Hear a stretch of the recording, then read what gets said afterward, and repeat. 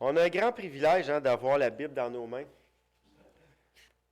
Puis, puis aussi, quand on voit en ce moment, on peut pas être indifférent à ce qui se passe dans le monde.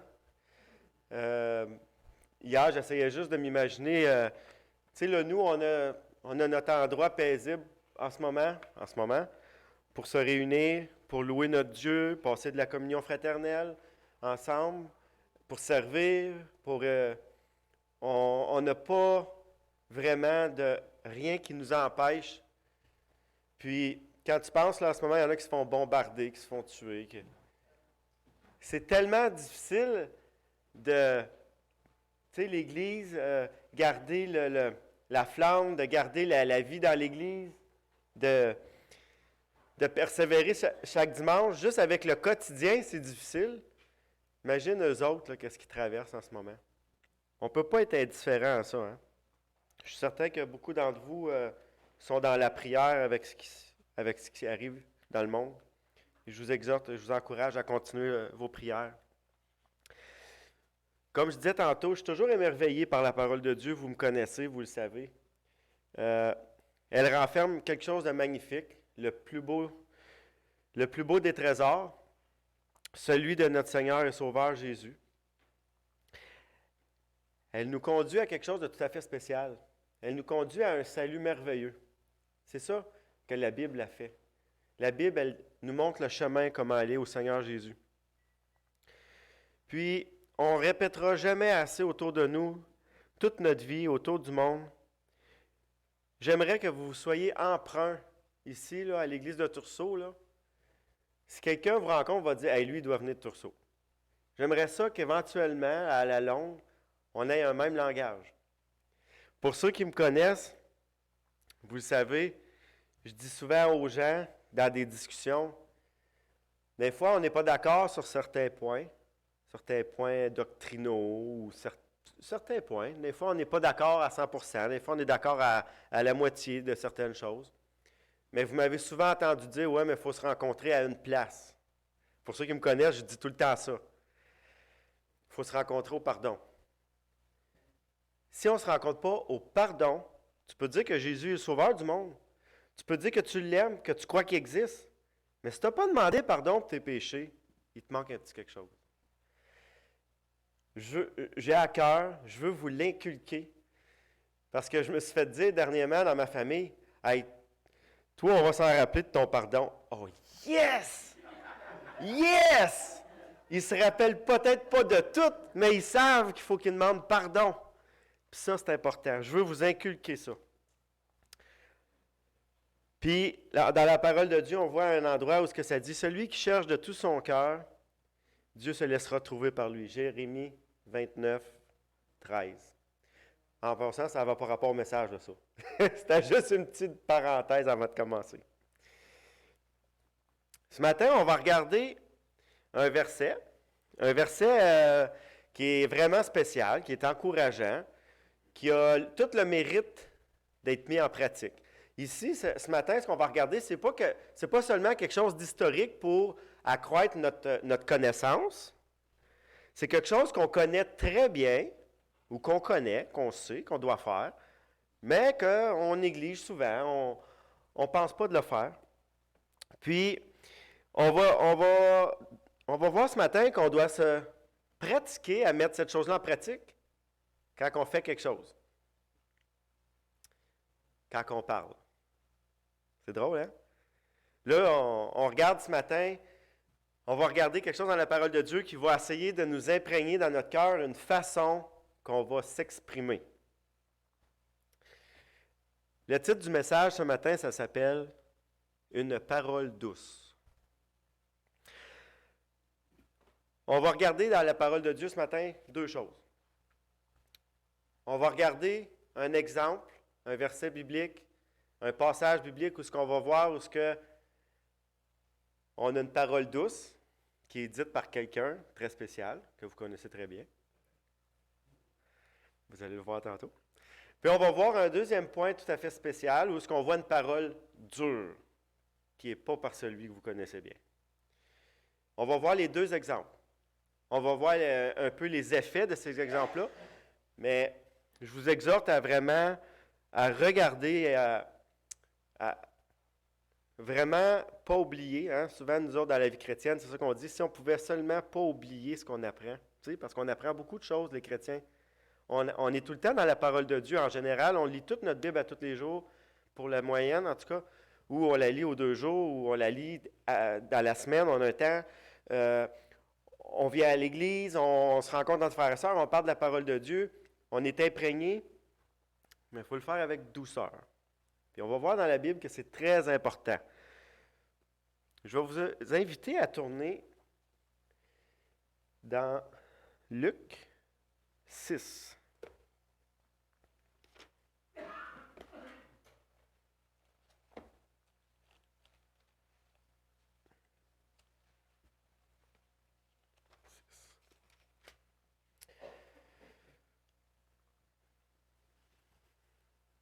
Bon, pour commencer, là, je vous ai emmené dans Luc 6, mais vous n'êtes pas obligé de tourner dans Proverbe tout de suite. Je vais juste vous citer dans le fin fond, notre message aujourd'hui, il est dans Proverbe. Il est dans Proverbe 15, 1. On est sur le verset 1 aujourd'hui, simplement. Puis le verset 1, il y a A et B. Donc, c'est pour ça qu'on a 2 illustrations ce matin, pour le premier partie du verset, puis la deuxième. La première partie du verset, on va lire ceci. On va lire qu'une parole douce calme la fureur. Une parole douce calme la fureur. C'est profond, là. Ça vient de Dieu, là, cet encouragement-là, à nous imprégner de cette attitude-là quand on parle. Quand on parle. On doit revêtir notre quotidien, notre personnalité, de paroles douces.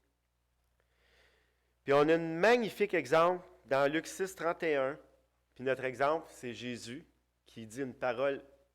Vous allez voir comment Jésus il s'exprime dans ce verset-là, dans ce passage-là. C'est merveilleux. C'est d'une beauté éclatante. Il vient d'arriver quelque chose de très difficile, de très dur. Jésus fait un miracle. Puis regardez ce qu'il dit. 6, 31.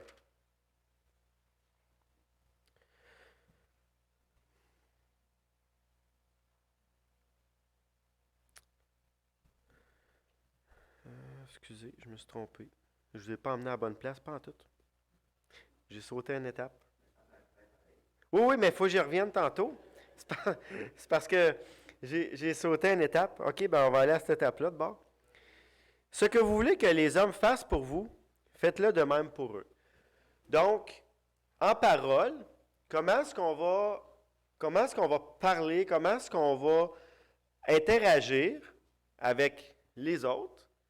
C'est de cette même façon-là qu'en bout de ligne, le Seigneur va s'organiser pour que les autres nous abordent. Le Seigneur, il s'arrange tout le temps pour nous donner ce qu'on donne aux autres, ce qu'on donne.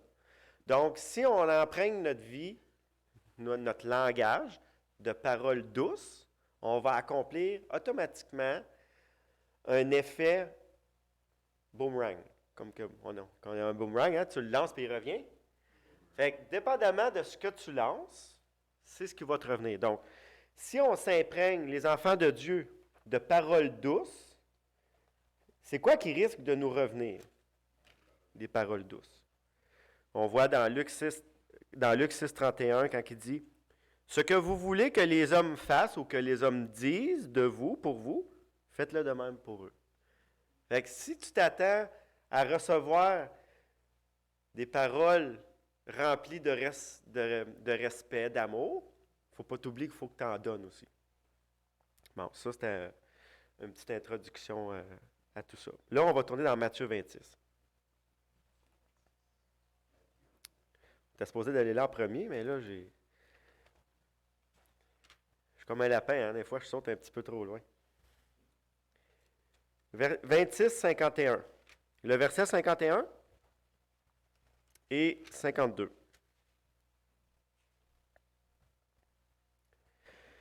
Et voici, un de ceux qui étaient avec Jésus, étendit la main, tira son épée Et il frappa le serviteur du souverain sacrificateur et il lui emporta l'oreille.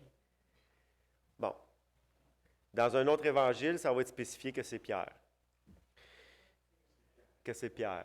Pierre il a voulu, de bon cœur, protéger Jésus, mais il a fait un geste vraiment cruel, on pourrait dire. Tirer son épée, puis coupe l'oreille. Regardez les paroles de Jésus, verset 52.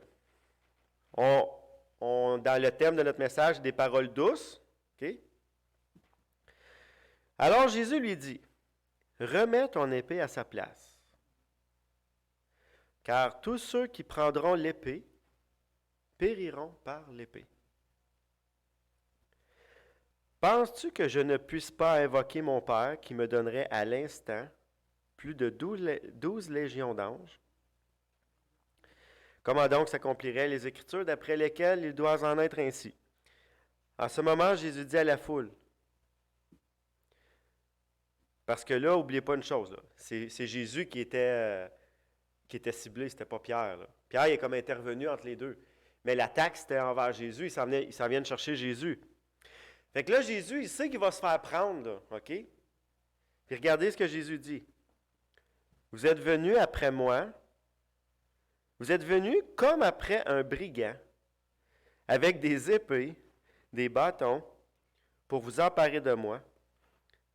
Puis là, il dit, j'étais tous les jours parmi vous, enseignant dans le temple, et vous ne m'avez pas saisi.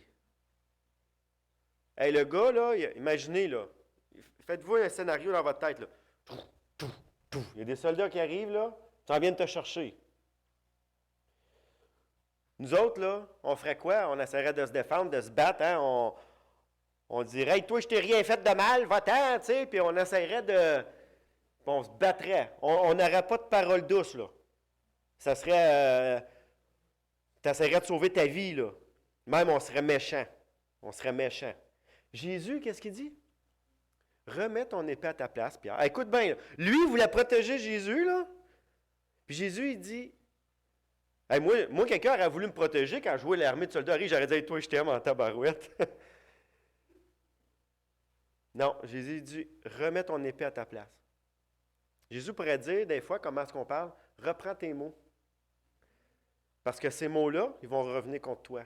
C'est ça qu'il dit ici. Là. Il dit, remets ton épée à sa place, car tous ceux qui prendront l'épée périront par l'épée. Il est en train de dire, ce que tu as dit, là, c'est ça qui va t'arriver.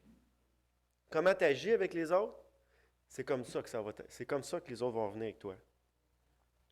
Puis après ça, il va jusqu'à dire, tu sais, des fois, il y a quelqu'un qui va vous attaquer, qui va être pas gentil avec vous. Puis vous allez encore là, vous allez essayer de vous justifier, de vous défendre, de vous débattre. Puis pourtant, tu vas dire à Jésus, lui, il serait devant cette personne-là, puis il dirait, tu es avec moi tous les jours. Puis là, tu m'arrives comme ça. Regardez la douceur de Jésus. Écoutez, là, c'est un événement vraiment, il s'en va, il vient se faire prendre, là. Il sait qu'est-ce qui s'en vient, là. Dans ce jardin-là, là, c'est quelque chose, là, l'épisode ici là, de Jésus, là. Il a prié pour que la coupe s'éloigne, il sait qu'il va se faire arrêter, il sait tout ce qui s'en vient, là. Lui, il aurait matière, mais écoutez, c'est Jésus, c'est Dieu, c'est notre modèle. C'est dans une situation super difficile. Regardez comment est-ce qu'il est empreint de douceur. Dans un pire moment de sa vie, là, il va être...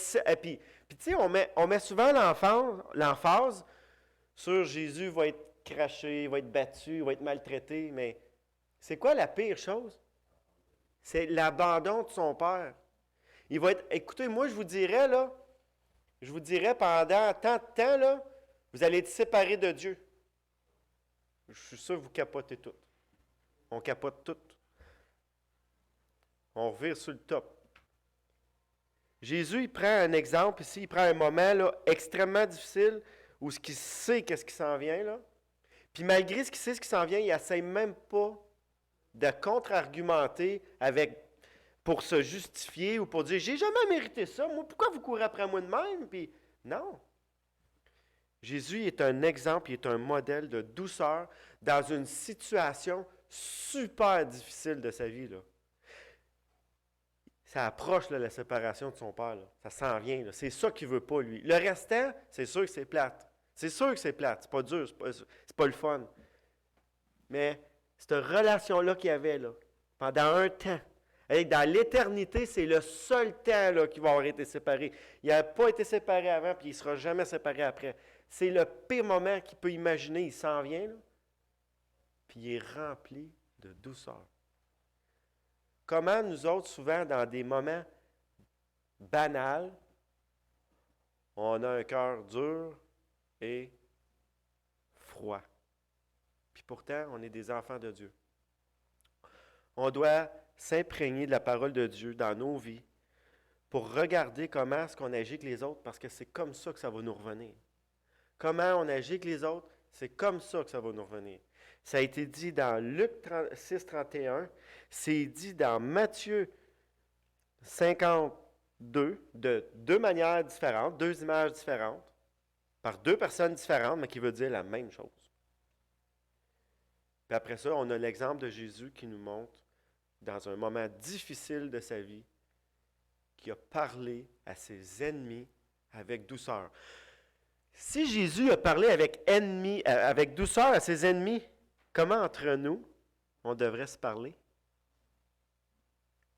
Avec douceur. Le deuxième exemple qu'on va regarder, c'est un exemple dur, où il n'y a pas de douceur. Alors là, vous devez vous demander où est-ce que je vais m'en aller. On va tourner dans Esther. Esther. On va aller dans Esther 5, verset 14.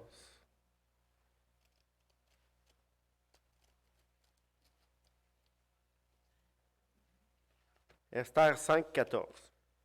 Je veux vous montrer un exemple vraiment dur. Pourtant, souvent, juste une parole, ça ne peut pas sembler dur, mais on va se mettre dans le contexte. On a vraiment un exemple d'une parole très dure ici. On sait que, on vient de voir dans la parole de Dieu que ce qu'on va faire va nous revenir. Là, je vous demande de vous retourner dans votre passé, à chacun de vous, là, avant d'aller dans la parole de Dieu, puis je vous demande de vous rappeler un épisode. Soit vous avez été une victime d'une parole très dure, ou vous avez été celui ou celle qui a lancé la parole dure, OK?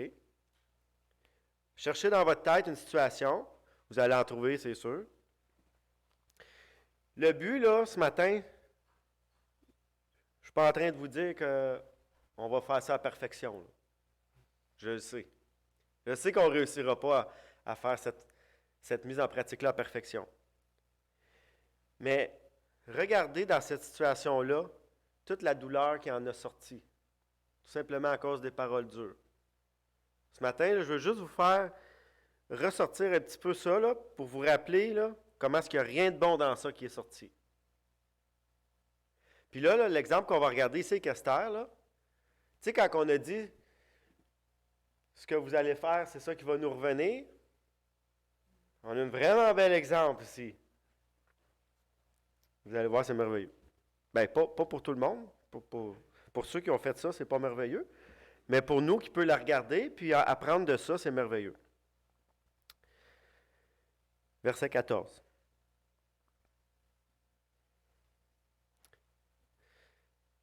Zérek, sa femme, et tous ses amis lui dirent, OK, je vais vous mettre en contexte un petit peu, il faut que je vous raconte un petit peu l'histoire. Là, c'est parce que je sais que je n'ai pas grand temps, puis j'essaie de couper pour aller plus vite. Mardoché, il n'est pas aimé par Aman, OK? Vous savez, vous connaissez l'histoire d'Esther. Mardoché, il n'est pas aimé par Aman. Parce qu'il ne veut pas se prosterner, il ne veut pas faire ce qu'Aman dit. Aman n'aime pas Mardoché. Puis, boule de colère, boule d'amertume, boule de... se gonfle. Puis là, la femme de Haman a dit ça. Elle dit, Zérek, sa femme, la femme de Haman, et tous ses amis lui dirent, qu'on prépare un bois haut de 50 coudées, et demain matin, demande au roi qu'on pende Mardochée. Puis tu iras joyeux au festin avec le roi. Regardez la réponse. Cet avis plut à Aman, et il fit préparer le bois. Hey, c'est-tu dur, ça? Quelqu'un qui souhaite à quelqu'un d'autre la mort. Y a-tu parole plus dure que ça? Honnêtement? C'est très dur. C'est... tu sais, quand tu regardes ça, je veux dire, qu'on prépare un bois haut, c'est... Elle n'a pas sacré, là. Tu sais, souvent, on va dire des paroles, des pas belles paroles, c'est quand quelqu'un a un sac, hein? On va mettre l'emphase sur les mots que les gens prennent quand ils s'expriment. Mais souvent, les mots ne sont pas importants. C'est quoi tu veux dire au bout de la ligne. Parce qu'elle utilise des beaux mots. Là. Elle dit qu'on prépare un bois haut de 50 coudées et demain, qu'on demande au roi qu'on pende Mardochée. Tu sais, c'est dit doucement, là. Mais c'est très dur. Ce qu'elle souhaite pour Mardochée, c'est très dur. Je vous rappelle tantôt, quand je vous ai dit qu'est-ce qu'on dit ou qu'est-ce qu'on fait nous revient, on va aller voir une autre partie de l'histoire.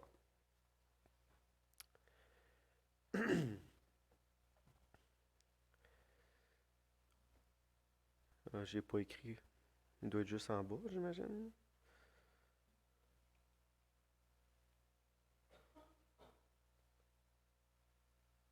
OK, c'est ça. Je ne l'ai pas écrit parce que c'est juste, ça se passe tout de suite.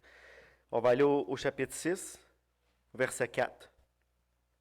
Alors le roi dit, qui est dans la cour? Aman étant venu dans la cour extérieure de la maison du roi, pour demander au roi de faire pendre Mardochée au bois qu'il avait préparé pour lui. Les serviteurs du roi lui répondirent, c'est Aman qui se tient dans la cour, et le roi dit qu'il entre. Aman entra et le roi lui dit, que faut-il faire? Ah, excusez, je ne suis pas à la bonne place. Je n'ai pas noté ma référence. Tu vois, j'ai fait une gaffe. En tout cas. J'étais supposé de marquer.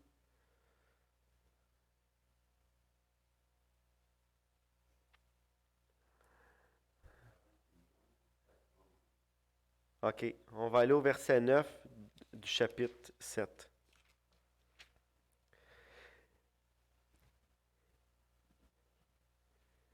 Et Arbona, l'un des eunuques, dit, en présence du roi, voici le bois préparé par Aman pour Mardochée, qui a parlé pour le bien du roi, est dressé dans la maison de Aman une hauteur de 50 coudées. Le roi dit qu'on y pende Aman. Hey, la pendule est revenue, puis pas à peu près, hein? C'est merveilleux. J'étais émerveillé quand le Seigneur a placé dans mon cœur de parler de la douceur, parce que j'ai découvert en faisant ces petites recherches-là comment que la parole de Dieu est importante pour nous. De regarder comment est-ce qu'on doit marcher chaque jour. Ça a des effets marteaux, des effets vagues, ça a des effets super grands. On ne réalise pas souvent. Lui, tu penses-tu là, que quand sa femme, puis lui, on dit ça de même, que pensez-vous une minute qu'ils pensaient que c'était pour y revenir à eux autres? Pas en tout. Pas en tout. Il faut faire attention. Tournez pas, mais on a une parole qui nous exhorte à vivre par l'Esprit de Dieu et qui nous encourage à remplir notre cœur d'amour, par Jésus évidemment. Et pour vivre par lui et pour lui, il faut être prêt à écouter la parole de Dieu et lent à parler. Puis ça, on retrouve ce passage-là dans Jacques 1, 19. Tournez pas, c'est juste une référence. Puis on voit aussi qu'il dit « Et qu'il ne sorte de votre bouche aucune parole mauvaise. » Éphésiens 4, 29. La grande vérité dans le message de ce matin, c'est que on doit mettre en pratique. C'est pas facile. Moi, je regarde mes enfants, là, comment est-ce qu'ils agissent entre eux autres. Là. souvent, quand ils pensent qu'on n'est pas là, puis qu'on ne les voit pas, puis qu'on ne les entend pas. Parce que souvent, tu sais, on s'imagine, les enfants s'imaginent que les parents, ils ne voyaient rien, là. Puis, je me dis, c'est épouvantable de voir comment ils peuvent se parler entre eux autres. Puis c'est des frères, là, des petits frères et petites sœurs, là. Ils sont dans la même maison, ils couchent dans la même maison, ils allent à la même toilette. Ils rouvrent le même frigidaire pour manger. Ils se lavent tous dans le même bain. Ils n'ont rien de plus un que l'autre. Puis, ils se parlent durement. Ça nous montre une chose, c'est que c'est pas normal d'être fin et d'être gentil. La chair n'est pas comme ça. L'esprit est autrement. Mais il y a une bataille.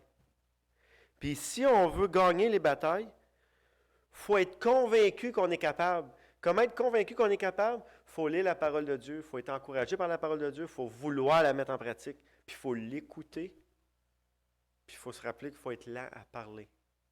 Plus vite, plus prompt à écouter, plus lent à parler. Là, je vous ai fait des petites analogies, toutes courtes, OK? Qui n'ont pas rapport avec rien, mais juste pour vraiment comprendre que ça avec quoi qu'on joue, ce qui peut nous arriver. Des affaires simples que vous connaissez très bien. Si tu joues avec le feu, il n'y a rien de mal dans le feu, là. Le feu, il est bon à plein de choses, là. Mais si tu joues avec, il risque d'arriver quoi? Tu risques de te brûler. C'est normal. Hein? Ça, c'est 1 plus 1 fait 2. C'est normal. Si tu joues avec de l'eau, tu risques de te mouiller. Tu risques de te mouiller. Ben, ce n'est pas des choses dures, là, c'est pas des choses. C'est juste pour se mettre en contexte de ce à quoi on joue avec ou on se tient proche, c'est ça qu'on va risquer de recevoir ou de. Bon, ce n'est pas nécessairement des mauvaises choses. Si tu as dans ton cœur des paroles dures, tu risques de les laisser sortir. Si c'est ça qu'il y a dans le cœur, en plus majeure partie, c'est sûr que c'est ça qui va sortir. Donc, si tu appliques la parole de Dieu dans ta vie, si tu remplis ton cœur de douceur, c'est quoi qui va sortir? De la douceur. Comment qu'on peut faire pour remplir notre cœur de douceur? Bien, premièrement, ça prend Jésus. Si Jésus n'est pas dans ton cœur, tu ne peux pas avoir les paroles de douceur de Jésus.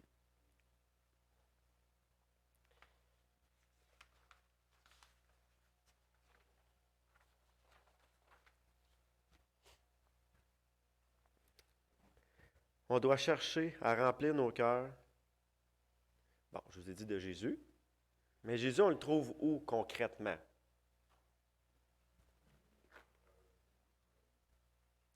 Je m'excuse, mais il vous apparaîtra probablement pas.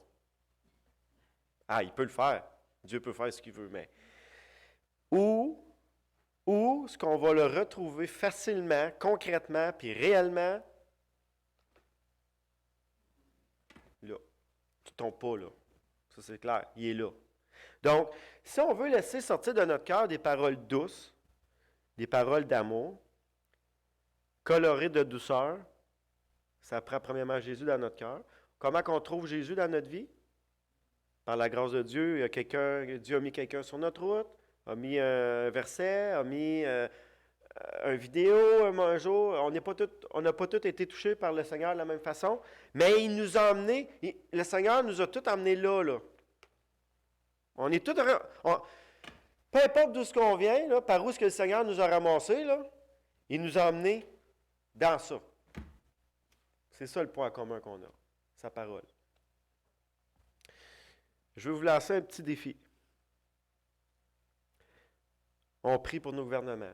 On prie pour nos frères et sœurs qui sont malades. On prie pour nos familles, nos amis qu'on aime, qu'on sait qu'ils ne connaissent pas le Seigneur parce qu'on veut que la grâce de Dieu prenne place dans leur cœur. On prie pour plein de sujets super importants. Moi, je veux, ça c'est moi, ça. C'est rare, hein? Souvent, on dit, non, il ne faut pas que ça vienne de moi, mais ça vient de Carl. Carl, votre pasteur à Tursault, il veut vous rajouter un défi dans votre quotidien. Je veux que vous ajoutez à votre liste de prières une chose. Priez le Seigneur qui nous aide, ses enfants, bon, chacun de nous, moi, quand je vous dis vous, c'est que moi, je prie comme ça pour moi, donc j'aimerais ça que vous priez comme ça pour vous, d'améliorer notre capacité à laisser la douceur de Dieu rentrer dans notre cœur. Si on lui demande avec foi, Seigneur, j'ai besoin que tu places ta douceur dans mon cœur, bien, il va le faire. Ça, c'est une petite requête que je vous demande de prière, parce qu'on a besoin de ça dans nos vies. On a besoin de douceur. Parce que ça, c'est une chaîne qui, on est tous attachés après. Puis si on est rempli de ça, c'est ça qui va circuler entre nous autres. Donc, je vous demande de demander au Seigneur, dans vos prières, qu'il vous remplisse le cœur de douceur. Là, ensuite, je m'adresse à deux types de personnes.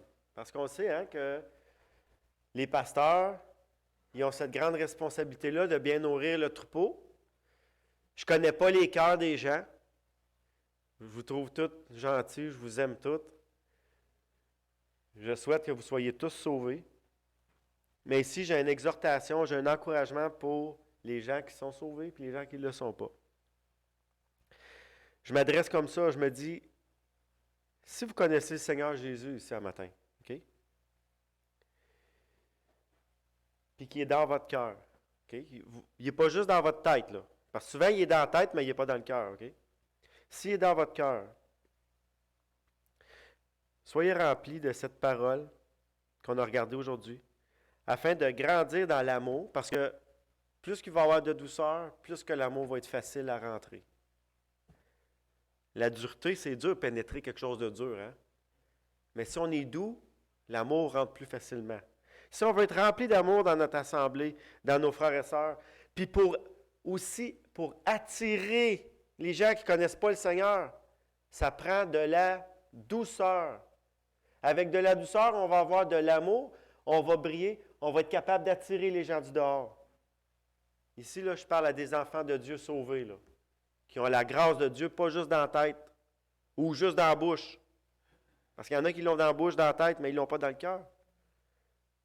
Cet encouragement-là, il ne s'adresse pas à ceux-là. Ils ne connaissent pas Jésus, ils ne peuvent pas faire ça. Mais pour nous, les enfants de Dieu, on a matière à mettre ça en pratique pour augmenter la communion fraternelle, avoir une bonne relation avec le Seigneur, attirer les gens au Seigneur, pour plein d'autres bienfaits. La douceur. Puis la douceur, ça ne veut pas dire être mou sur des sujets où il ne faudrait pas être dur, là. Il y a des sujets qu'il faut rester ferme. Mais on parle de la douceur dans la manière de s'exprimer, dans la manière d'aimer, dans la manière d'attirer. La deuxième partie du message s'adresse à ceux qui ne connaissent pas le Seigneur ce matin. Sachez que par une seule demande de pardon, ah ça y est, encore Gauthier avec son pardon. Gauthier, il fait rien que parler du pardon.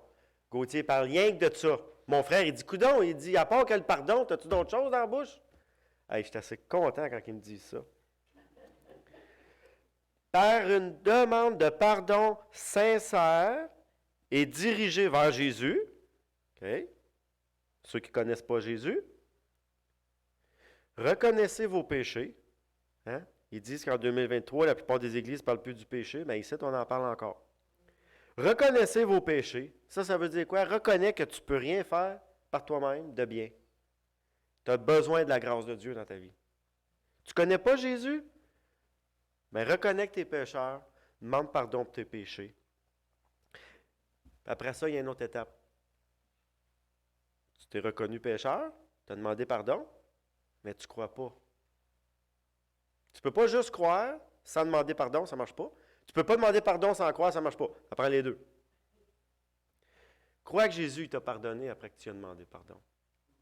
Place ta foi dans le pardon que qu'il t'a accordé.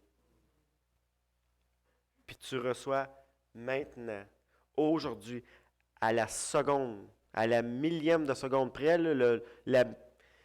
à l'instant où tu as fait ça sincèrement, reconnu comme pécheur, demandé pardon, puis cru qu'il m'a pardonné, Dieu donne sa grâce drette là. en québécois français. Tout de suite. Pas demain. Pas même que tu connaisses toute la Bible. Il la donne là, puis tu ne pourras jamais, jamais, jamais la perdre. Elle ne se sauvera jamais. Donc, le message de ce matin, il s'adresse à deux types de personnes. Aux enfants de Dieu qui ont quelque chose à pratiquer, à ne pas oublier. Puis à celui qui ne connaît pas Dieu, pour arriver à ça, doit d'abord passer par le pardon. C'est important de bien comprendre que Jésus il est doux. Avez-vous vu comment il a réagi dans le jardin de Gethsémani avant d'aller à la croix? Douceur totale. Douceur immense. Incomparable. Je sais qu'on ne pourra pas être bon comme lui. C'est notre modèle, c'est notre maître. Mais on doit regarder à ces choses-là.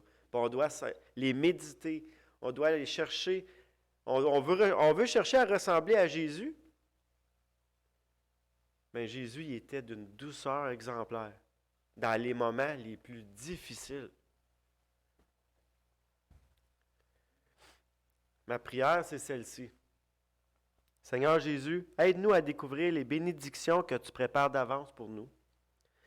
Aide-nous à pratiquer dans nos vies cette douceur que tu nous démontres dans ta parole.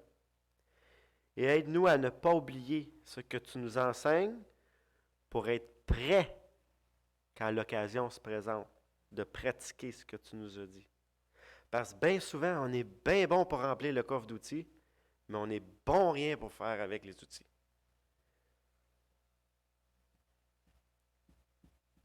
Puis les meilleurs mécaniciens que j'ai connus, là, il y avait un coffre d'outils modeste, mais ils savaient tout faire avec ce qu'il y avait dedans. J'en ai vu qu'il y avait des coffres d'outils à 50 et à 100 000 $, puis le gars n'avait pas de cœur. Tu as beau tout connaître, tu as beau tout savoir. Si tu ne pratiques pas ce que Dieu t'enseigne, même si Dieu te l'a donné le marteau, parce que Dieu, c'est un Dieu de grâce, hein, il donne. Il nous les donne, les outils. Il nous les donne. On peut les apprendre. Mais si, quand ça vient le temps de pratiquer, on ne veut pas se faire mal aux doigts, bien, touche pas au marteau. Mais si tu ne veux pas te faire déchirer les doigts avec la vis, bien, touche pas à la vis puis à la drill. Puis si tu as peur de la chainsaw, bien, coupe pas avec la chainsaw. Chaîne tes outils, puis laisse-les sur la tablette, puis fais rien. C'est bien beau de savoir tout. Je ne dis pas que c'est pas bon de s'instruire, c'est pas ça que je dis. Là. Faites bien attention, ne revirez pas mes mots en envers. C'est bon l'instruction, c'est important. Mais si tu fais juste t'instruire, puis ton garage il est rempli d'outils, mais que tu fais rien avec, ça vaut rien. Il faut faire attention. Jean-Pierre, il me disait, quand on travaillait ensemble, dans ma maison, il dit, Carl, il dit, dans les années 70, là, quand tu avais un rouleau de broche, une paire de pinces, un tournevis plate, puis une autre affaire dans ton char, là, c'est toi qui disais ça? Dans les années 20, ça a l'air que tu faisais tout avec ça dans ton char. Avec rien, tu réparais tout. Aujourd'hui, tout est plus compliqué, hein? C'est important de mettre en pratique ce qu'on apprend dans la parole de Dieu. Ce matin, c'est quoi que la parole de Dieu nous enseigne? Si vous sortez d'ici, là, moi, là, mon travail, c'est que cette semaine, vous vous rappelez ce que je vous ai dit. Vous ne pouvez pas vous rappeler tous les versets, toutes les références, toutes les histoires, toutes les analogies. Il y a une chose qu'il faut vous rappeler ce matin. C'est quoi que j'ai parlé? À pratiquer dans nos vies. À prier que le Seigneur nous remplisse de sa douceur. C'est ça le message de ce matin. J'espère que je n'ai pas été trop dur avec vous autres. J'essaie de faire un message de douceur, mais des fois, tu peux faire l'inverse. Je nous exhorte à ne pas se relâcher, à regarder notre modèle, Jésus, et à mettre en pratique ce qu'il nous demande. Puis c'est comme ça qu'on va aller chercher des bénédictions. C'est comme ça qu'on va devenir de plus en plus semblable à lui. C'est comme ça qu'on va attirer les gens à l'Évangile. C'est comme ça qu'on va passer du bon temps ensemble. C'est en regardant à lui qu'on va avancer vers lui. J'inviterai Jean-Pierre pour un dernier chant.